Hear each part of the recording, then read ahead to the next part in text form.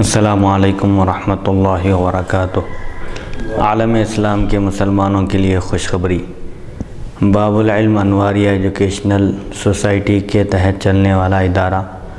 جامعہ انواریہ کے زیر اہتمام قرآن مجید کی تفسیر کے علاوہ حدیث شریف و فقہ کی مشہور و معروف معتبر و مستند صحاح ستہ کو ملا کر جملہ 25 کتابوں کی ویڈیو ریکارڈنگ کا سلسلہ شروع ہو چکا ہے۔ اسی کی ایک سنہری کڑی جامع ترمذی شریف کا درس بھی ہے جو الحمدللہ جاری و ساری ہے۔ بیات شیخ المشائخ حضرت سید محمد عبد القدیر الحسینی المعروف نورانی پاشا رحمۃ اللہ علیہ، بانی و فاؤنڈر جامعہ انواریہ و باب العلم انواریہ ایجوکیشنل سوسائٹی حیدرآباد۔ سب سے پہلے عربی عبارت پڑھی جائے گی، ترجمہ کیا جائے گا اور مختصر سی تشریح بیان کرتے ہوئے مسائل پر بھی روشنی ڈالی جائے گی۔ آج کی نشست کا آغاز ہوتا ہے حدیث نمبر 3322۔ بسم اللہ الرحمن الرحیم۔ ومن سورۃ الشعراء حدثنا ابو الاشعث احمد بن المقدام العجلی حدثنا محمد بن عبد الرحمن الطفاوی حدثنا هشام بن عروة عن أبيه عن عائشة قالت لما نزلت هذه الآية وأنذر عشيرتك الأقربين قال رسول الله صلى الله عليه وسلم يا صفية بنت عبد المطلب يا فاطمة بنت محمد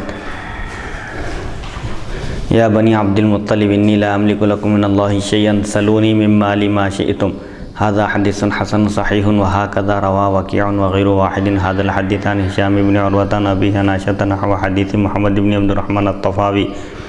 وروى بعضهم عن هشام بن عروة عن أبيه عن النبي صلى الله عليه وسلم مرسلا ولم يذكر فيه عن عائشة وفي الباب عن علي وابن عباس۔ حضرت عائشہ صدیقہ رضی اللہ عنہا سے روایت ہے، فرماتی ہیں جب آیت مبارکہ وَأَنذِرْ عَشِيرَتَكَ الْأَقْرَبِينَ اور آپ اپنے قریبی رشتہ داروں کو ڈرائیے، آگاہ کیجیے،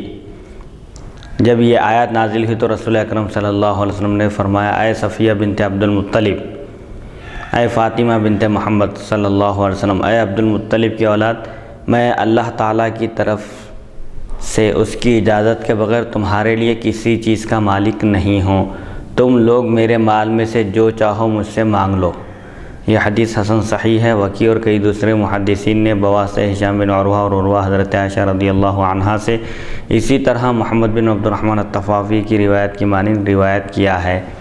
بعض افراد نے بواسطہ ہشام بن عروہ اور عروہ نبی کریم صلی اللہ علیہ وسلم سے مرسل روایت نقل کی، حضرت عائشہ صدیقہ رضی اللہ عنہا کا واسطہ مذکور نہیں۔ اس باب میں حضرت علی اور ابن عباس رضی اللہ عنہم سے بھی روایات منقول ہیں۔ تو اس حدیث شریف میں حضور اکرم صلی اللہ علیہ وسلم جو فرماتے ہیں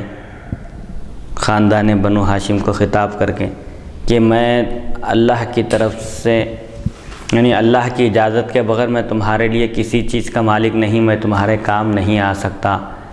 تو یہاں پر اختیار کی جو نفی فرما رہے ہیں محدثین کرام فرماتے ہیں کہ یہ اختیارات کا اعلان فرمانے سے پہلے کی حدیثیں ہیں، جس میں حضور اکرم صلی اللہ علیہ وسلم نے خاندان والوں کو آگاہ کیا، اللہ کے عذاب سے ڈرایا، توحید کی دعوت دی اور فرمایا کہ اگر تم ایمان نہیں لاؤ گے تو میں تمہارے کام نہیں آ سکتا، چونکہ شفاعت کے لیے، نجات کے لیے، بخشش کے لیے ایمان بنیادی شرط ہے، بغیر ایمان کے کوئی بھی اللہ کے عذاب سے نہیں بچ سکتا۔ ایمان شرط ہے عذاب الہی سے بچنے کے لیے، اسی لیے حضور اکرم صلی اللہ علیہ وسلم اپنے قریبی رشتہ داروں کو ڈراتے ہوئے، آگاہ کرتے ہوئے فرماتے ہیں کہ مجھ سے قرابت داری کی وجہ سے یہ نہ سمجھو کہ تم کامیاب ہو جاؤ گے۔ رسول اکرم صلی اللہ علیہ وسلم کے عزیز و اقارب اور رشتہ دار ہونے کی وجہ سے، رشتہ دار ہونے کے باوجود ایمان شرط ہے، صرف رشتہ داری کام آنے والی نہیں ہے بلکہ اس کے لیے ایمان بنیادی شرط ہے۔ اسی لیے حضور اکرم صلی اللہ علیہ وسلم یہاں پر فرماتے ہیں کہ تم دنیاوی اعتبار سے میرے مال و دولت میں سے جو چاہو مجھ سے مانگو، میں عطا کروں گا، لیکن اللہ کے عذاب سے اگر بچنا چاہتے ہو تو میری پیروی کرو، اس کے سوا تمہارے لیے کوئی چارہ نہیں ہے عذاب الہی سے بچنے کا۔ تو بہرحال یہاں پر اختیار کی جو نفی فرمائے ہیں وہ مطلق نہیں ہے، بلکہ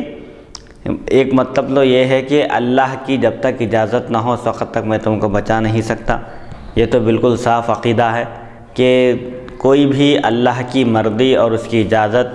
اور اس کے حکم کے بغیر انبیاء بھی سفارش نہیں کریں گے جب تک اللہ کا اذن، اللہ کی اجازت نہ ہو۔ تو اللہ کی اجازت کے بغیر میں تمہارے کام نہیں آ سکتا۔ اور ایک بات محدثین نے یہ بھی بتائی ہے کہ آپ صلی اللہ علیہ وسلم نے یہ محض ڈرانے کے لیے ان سے فرمایا کہ کہیں حضور اکرم صلی اللہ علیہ وسلم سے رشتہ داری کے زعم میں عملی میدان میں پیچھے نہ رہ جائیں، اسی لیے آپ نے ان کو بتا دیا کہ جن کا جتنا قریبی تعلق ہوتا ہے، رشتہ داری ہوتی ہے، ان کو اتنا ہی زیادہ اہتمام کرنا چاہیے۔ اسی لیے صوفیاء کرام فرماتے ہیں ولدی من سلک طریقی، حقیقی بیٹا تو میرا وہی ہے جو میرے نقش قدم پر چلے، اگرچہ کہ نسبی اعتبار سے اس کا تعلق نہ ہو، لیکن عملی میدان میں، اعمال میں، احوال میں، افعال میں جو اپنے پیر و مرشد کے یا ایک دینی رہنما کے پیچھے چلتا ہے، اس کی اتباع کرتا ہے، اقوال میں، افعال میں، احوال میں، تو وہ ایک لحاظ سے اس کا بیٹا ہے۔ اگر حقیقی بیٹے کے اندر صلاحیت نہیں ہے، قابلیت نہیں ہے، باپ کے نقش قدم پر نہیں ہے، لیکن ایک دوسرا شخص جس کا اس سے کوئی نسبی تعلق نہیں ہے لیکن وہ اس کے نقش قدم پر چلتا ہے، قرآن اور حدیث کی روشنی میں اس کے اعمال اور افعال اور اقوال کی اتباع کرتا ہے، تو ایسا شخص اس کا بیٹا ہے۔ صوفیاء کرام فرماتے ہیں جو ہمارے نقش قدم پر چلے وہ ہماری اولاد ہے، اور جو ہماری اولاد ہونے کے باوجود ہمارے نقش قدم پر نہ چلے، ظاہری اعتبار سے، نسب کے اعتبار سے تو ہماری اولاد ہے، لیکن روحانی اعتبار سے ہمارے وہ جانشین نہیں ہیں۔ تو بہرحال اس حدیث شریف میں حضور اکرم صلی اللہ علیہ وسلم نے محض ڈرانے کے لیے، آگاہ فرمانے کے لیے ان سے یہ فرمایا کہ میں تم کو اللہ کے عذاب سے نہیں بچا سکتا اگر تم ایمان نہ لاؤ تو،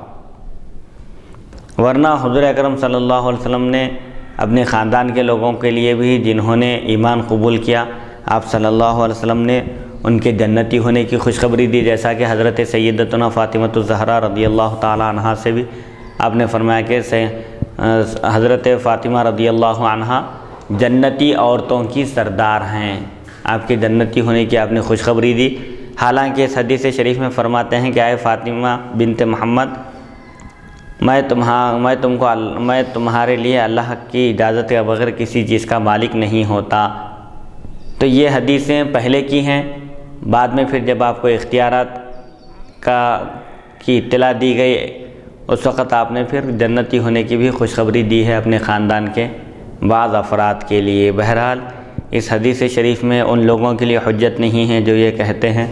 کہ نعوذ باللہ من ذالک حضور اکرم صلی اللہ علیہ وسلم کسی چیز کے مالک نہیں، بلکہ اللہ تعالیٰ نے آپ کو اختیارات عطا فرمائے ہیں، شفاعت کبریٰ کا منصب بھی آپ کو عطا فرمایا ہے، آپ جس کی چاہیں سفارش فرما سکتے ہیں۔ شفاعت کبریٰ کے بارے میں بھی اس سے پہلے گزر چکا ہے کہ تمام لوگ میدان محشر میں پریشان ہوں گے، اور جس مصیبت میں وہ گرفتار ہوں گے اس سے رہائی پانے کے لیے، اس مصیبت سے چھٹکارا پانے کے لیے سب انبیاء کے پاس جائیں گے، لیکن حضور اکرم صلی اللہ علیہ وسلم ہی اس مصیبت عظمیٰ سے چھٹکارا دلائیں گے۔